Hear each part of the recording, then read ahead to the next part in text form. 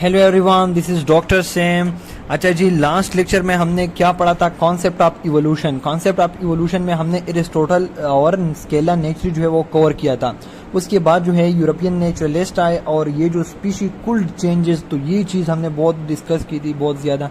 आज जो है हम जितनी भी बाकी कॉन्सेप्ट्स है, थ्योरी ऑफ इवोल्यूशन जो है, ये मुख्तलिफ थ्योरीज है आप लोग के पास, और ये सारी जो है कॉन्सेप्ट ऑफ इवोल्यूशन को डिस्कस कर रहे थे। तो आज जो है हम ज्यूरिच कावियर, लोइयस अगासिस और इनकी जो थ्योरीज है उसको डिटेल से पढ़ते हैं। तो स्टार्ट करते हैं ज्यूरिच कावियर से, और वो जो है कैटास्ट्रोफिज्म की थ्योरी दे रहा था। So let's start.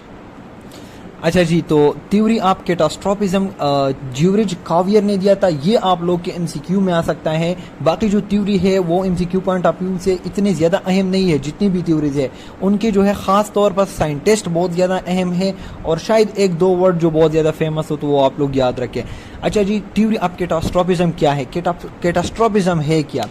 ये देखिए, कैटास्ट्रोफिज्म जो है ये क्या होता है? ये देखिए, कैटास्ट्रोफ जो होता है ये सडन ग्रेट डिजास्टर, मतलब एक बड़ी आफत या कुदरती आफात जिसे हम कहते हैं। कैटास्ट्रोफिज्म क्या है? कुदरती आफात।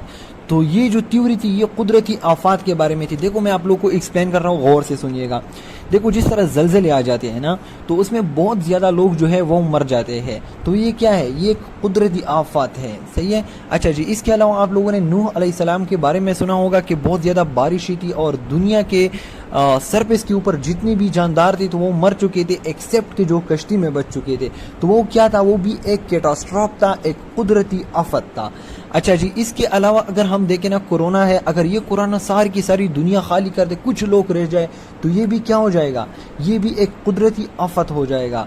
तो इसी तरह हमारे पास जो जब लाइफ बनी है तो कुदरती आफात जो है ये आ रहे हैं। ऐसा नहीं है कि कुदरती आफात कभी स्टॉप हो जाते हैं, कभी जलजले आ जाते हैं, कभी सैलाब आ जाता है, कभी बारिशें होती है, कभी जो है वायरसेस, मतलब आजकल तो बड़े फेमस है, कभी जो है हमें हमेशा से कोई ना कोई वबा आ जाती है जिसकी वजह से एक बड़ी पॉपुलेशन जो है वो ख़त्म हो जाती है।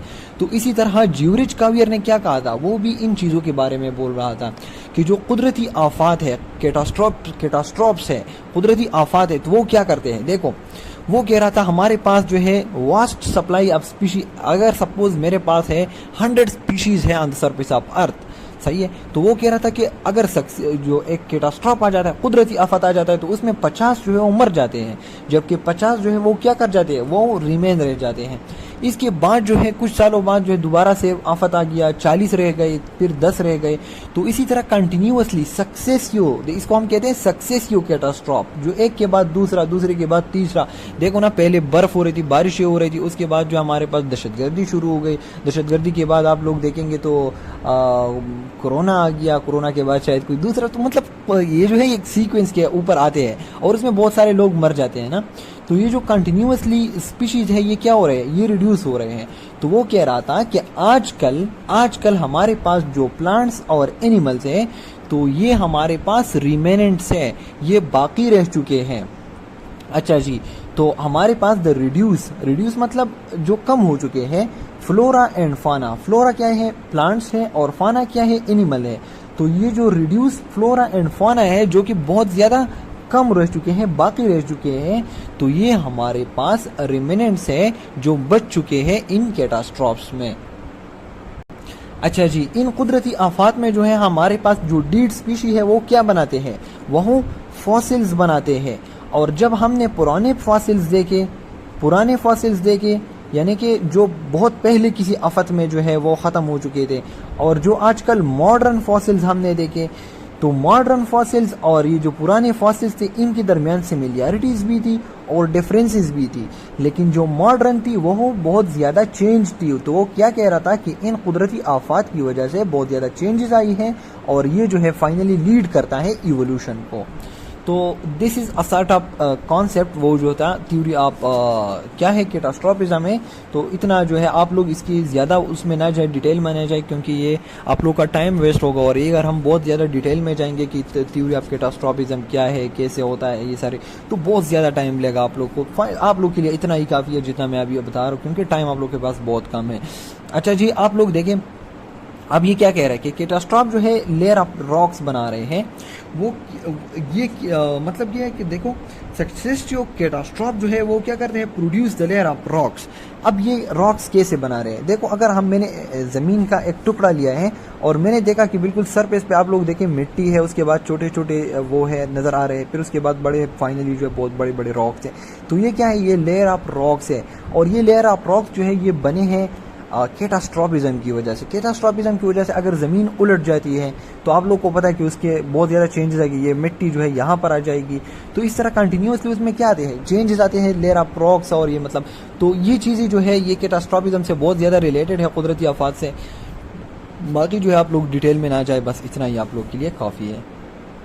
अच्छा जी, अब हमारे पास आता है लुईस अगासिस जो है वो कॉन्सेप्ट ऑफ इवोल्यूशन के बारे में क्या कहते हैं। तो ये लुईस अगासिस जो है ना, ये थ्योरी ऑफ कैटास्ट्रॉफिज्म को थोड़ा एक्सटेंड कर रहा है। ये क्या कर रहे हैं, थ्योरी ऑफ कैटास्ट्रॉफिज्म को एक्सटेंड कर रहा है। कैसे एक्सटेंड कर रहा है, ये कह रहा है कि new creation after each catastrophe. अगर हमारे पास एक कैटास्ट्रॉफ आया है, एक कुदरती आफत आया है, जो न्यू क्रिएशन है, जो नए लोग आएंगे, तो वो क्या आएंगे, वो इन बचे कुचे लोगों के बच्चे होंगे। अगर मेरे पास जो है 3 बंदे हैं और इसमें से एक कुदरती आफत में जो है 2 मर गए, तो एक रह जाएगा। अब जो बाकी लोग आएंगे तो वो इसके क्या होंगे, इसके औलाद में से होंगे, मतलब इसके बच्चे होंगे। तो और वो क्या कि मोस्ट रिसेंट जो बच चुके हैं। तो न्यू क्रिएशन जब होती है तो वो किससे होती है, आफ्टर ईच कैटास्ट्रॉफ, वो न्यू यानी कि रिसेंट जनरेशन जो है वो उससे पैदा होते हैं। So this is just extension, उसकी एक्सटेंशन है थोड़ी सी, बाकी कुछ भी नहीं है। कि मेरे पास एक कैटास्ट्रॉफ आता है ना, उसमें बहुत ज़्यादा लोग मर जाते हैं। आप लोगों ने ज़लज़लों में भी देखे होंगे कि बहुत ज़्यादा लोग रहते हैं एक जगह पर और फिर जो है वो बहुत ज़्यादा मर जाते हैं, कुछ ही लोग जो है वो बाकी रह जाते हैं और फिर उन लोग जो है कंटिन्यूटी अप्लाई प्रोडक्शन के थ्रू जो है नए लोग हमारे पास पैदा हो जाते हैं। अच्छा जी, अब आप लोग देखें यूनिफॉर्मिटेरियनिज्म क्या है। ये चीज़ जो है ये अक्सर लोगों को, बच्चों को बड़ा परेशान कर देता है, ये यूनिफॉर्मिटेरियनिज्म। उनको ये चीज़ की ज़्यादा समझ नहीं आती, लेकिन इसकी डिटेल में भी जानने की कोई ज़रूरत नहीं है। आप लोगों ने जस्ट इतना याद रखना है कि यूनिफॉर्मिटेरियनिज्म जो है किसने पेश किया था, जो जॉर्ज जेम्स हुटन था, सही है। और दूसरा कौन था, चार्ल्स। ये आप लोग के लिए बहुत इंपॉर्टेंट है कि उन्होंने यूनिफॉर्मिटेरियनिज्म जो है इसकी कॉन्सेप्ट दी थी। मैं आप लोग को यूनिफॉर्मिटेरियनिज्म जो है ये इंशाल्लाह कोशिश करूँगा आप लोग के लेवल के मुताबिक अच्छा से समझाऊँ मैं। अच्छा जी, सबसे बड़ी बात जो है आप लोग ये समझे कि जो यूनिफॉर्मिटेरियनिज्म है ना, तो ये जियोलॉजिस्ट ने दिया था। जियोलॉजिस्ट जो ज़मीन को स्टडी करता है, सही है। और जियोलॉजी, ये थ्योरी जो है ये किस चीज़ के साथ रिलेटेड है, ये जियोलॉजी के साथ रिलेटेड है, अर्थ के साथ रिलेटेड है। लेकिन हम जब भी अर्थ की बात करते हैं तो हम अर्थ के साथ लाइफ की बात भी करेंगे। जब मैं कहूँगा अर्थ तो इसका मतलब ये रहेगा कि मैं बात कर रहा हूँ लाइफ की। लाइफ मतलब लाइफ में क्या होती है, फिर इवोल्यूशन होती है। तो इसी तरह अर्थ, लाइफ, इवोल्यूशन, ये चीज़ें क्या है, ये रेलेवेंट है। तो थ्योरी में ये मोस्टली अर्थ की बात कर रहा है कि अर्थ ऐसा, अर्थ वैसा। अच्छा जी, क्योंकि ये जियोलॉजिस्ट है और वो जो है इस चीज़ को लाइफ के साथ एसोसिएट कर रहे थे। अब यूनिफॉर्मिटेरियनिज्म क्या है, देखो यूनिफॉर्म तो आप लोग जानते हैं ना, यूनिफॉर्म जो बिल्कुल एक के बाद दूसरा, दूसरे के बाद तीसरा। देखो ये बिल्कुल यूनिफॉर्म पेशन में एक चीज़ आ रहा है। यूनिफॉर्म मतलब जिसे हम यूनिफॉर्म स्पीड में कह कि 2 मीटर पर सेकंड, 2 मीटर पर सेकंड, 2 मीटर पर सेकंड, तो इसको यूनिफॉर्म कहते हैं। बिल्कुल सेम जो दिख रहे हैं। हम स्कूल में यूनिफॉर्म में जाते हैं, यूनिफॉर्म मतलब सिमिलर जिनके कपड़े होते हैं सारे के सारे, तो इस चीज़ को कहते हैं यूनिफॉर्म।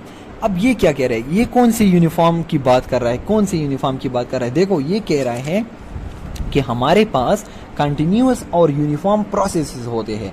कौन से प्रोसेसेस होते हैं, जिस तरह बारिशें होती है, वॉल्केनो एरप्शन होता है, क्या है, फोर्स ऑफ विंड है, मतलब ये कि हवा का जो दबाव है, हमारे पास ज़लज़ले आते हैं। ये क्या है, ये हमारे पास यूनिफॉर्म प्रोसेसेस है। मतलब 2005 में जो है ज़लज़ला आया था, सही है, आप लोगों ने देखा था 2005 में।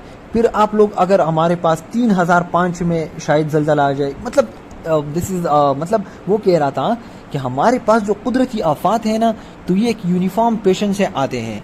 अगर बारिशें हैं तो ये भी शायद 5 साल बाद 10 साल बाद रिपीट होते हैं। इसी तरह हमारे पास अगर सैलाब है तो वो भी जो है 5-10 साल बाद रिपीट।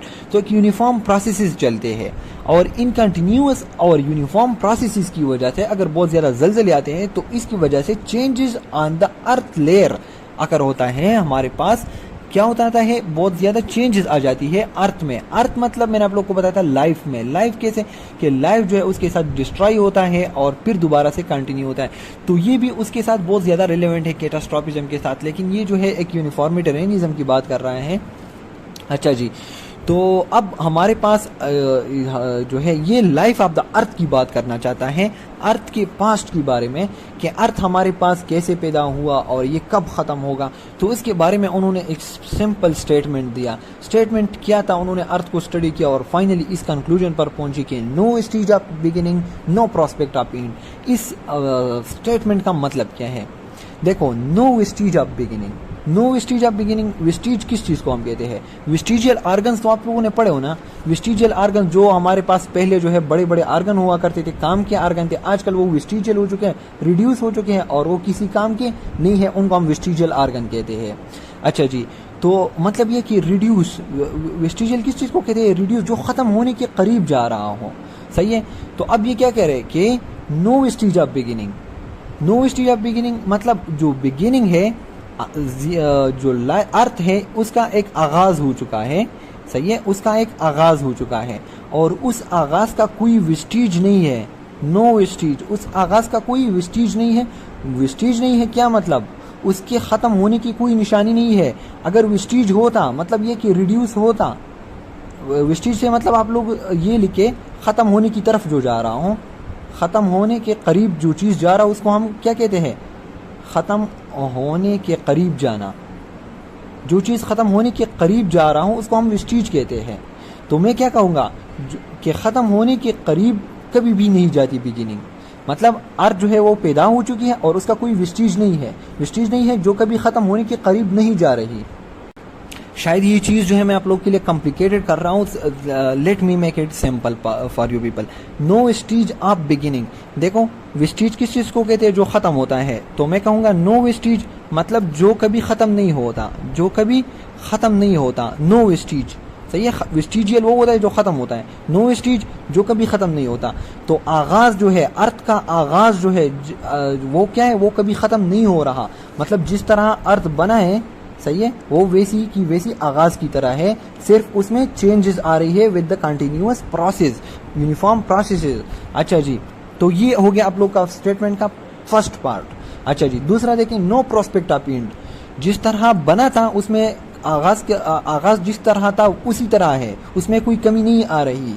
और नो प्रोस्पेक्ट ऑफ एंड, और ख़त्म होने की कोई निशानी ही नहीं है, कोई इम्कान ही नहीं है। मतलब ये है कि ख़त्म भी नहीं हो रहा। नो प्रोस्पेक्ट ऑफ एंड, ना तो ख़त्म होने की कोई गारंटी है, कोई इम्कान है, और ना आगाज़ में कुछ कमी आ रही है। तो ये क्या कह रहे थे?